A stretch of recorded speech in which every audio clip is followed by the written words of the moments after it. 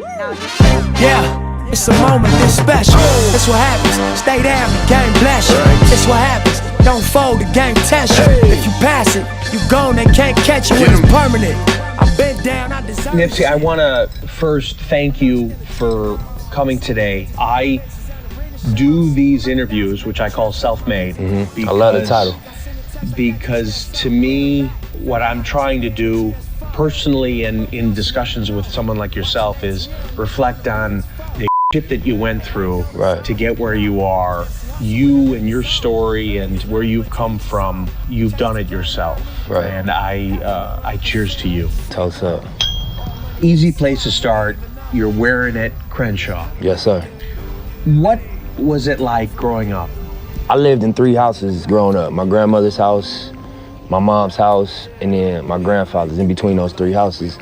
And my grandmother lived on Slauson and 5th Avenue. My grandfather lived on 60th and 10th Avenue, which is in the Crenshaw district.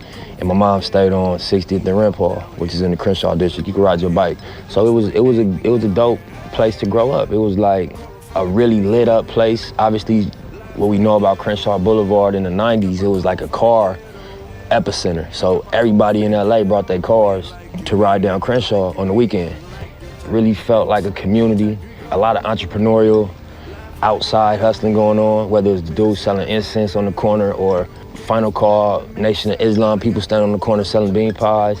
Did you pick up on that entrepreneur atmosphere?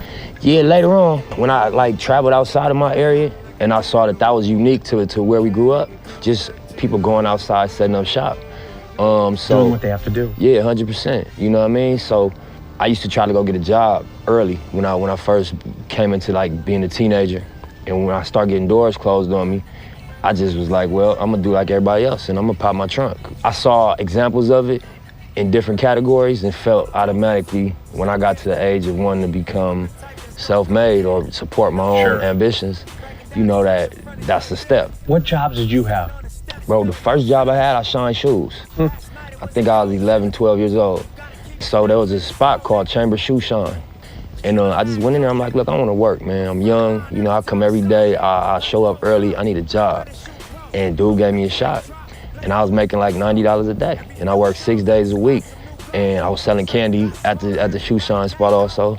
Go to the 99-cent store, you get like $3, $4 candy bars. You sell them for $1, you triple up whatever you spend. The guys at the shoe shine, they didn't mind it. Nah, they encouraged it. They laughed at me because I was young, but they was like, dude got a hustler spirit and we gonna support it. Did anybody tell you to go get a job or you wanted that? I wanted to buy school clothes.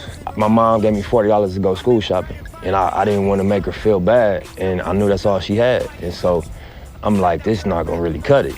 You know what I mean? My brother was a little bit older and it was more important for him to get school clothes. And so I understood that, but I'm like, you know, I don't want to put no pressure on you and make you feel bad about not being able to look out. The next summer, I'm like, I want to prevent going back to school without what I need. When did music kick in for you? Before the 2000s, equipment was really expensive. So I could never afford to buy equipment or pay for studio time. So my mom, just knowing I had a passion, she found this community center at the Watts Towers and was like, you know, they offer a class once a week. It's like electronic music. I used to catch the bus to the train and go to the Watts Towers on Saturday and just learn. It was like a classical composer. He taught us how to use an MPC, which is the beat machine, a 16-track recorder. That was my first exposure to production. Who were you listening to then? Snoop Dogg, Tupac. Tupac was like one of my biggest inspirations growing up, me being from LA. Biggie. You know, Eminem came in like 99, 98. You remember hearing your first song on the radio? Yep, I do remember that. It was a record called Bullets Ain't Got No Names. I had just got out of jail. I went through a struggle in a situation where I signed the record deal, and a week later, the police was looking for me, and I didn't even get to spend my check. I didn't get to cash my check. I was in jail for like 3 months fighting the case, and I got out. And as soon as I got out, we had a ton of music I had recorded prior. I had a team around me that had a good relationship with Felly Fell at Power 106. And he played Bullets Ain't Got No Names, probably like 2 weeks after I got out of jail. You sound different on the radio. And you know that 1 million people plus are hearing it. I was just like, man. How old were you then? I think I was 19. If you think back, did you have any big break?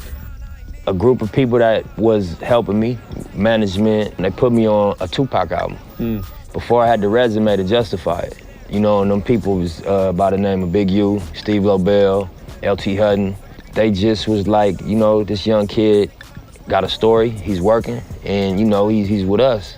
They put me on the album, and I remember buying the physical CD, seeing Tupac featuring Nipsey Hussle on the back of it. That was huge for me. And then like we was talking about hearing my song on the radio, hearing it, the first record on Power 106, you know, from Felly Fail at the New at 2 and him putting the horns on it, and you know what I mean? And then me signing my first record deal. And If an up-and-coming artist says, give me some advice. My advice would be define who you are and what you are and be clear on that, meditate on that, and then live and die by it. You have kids now, but when you look back on the stuff that you quote-unquote shouldn't have done, or the trouble you got into, would you have changed that? There's things I would change, and the things I would change is the things that affected other people in a negative way. I don't feel like it's worth it, you know what I mean, to hurt people or to like your actions to be so driven by ambition that they rub other people the wrong way. I would change those things. Anything else, nah, that's the testimony. That's you. That's what gave me my understanding, was that I can reflect in them moments of being confused. Rick Ross wanted me to ask you a question. Okay.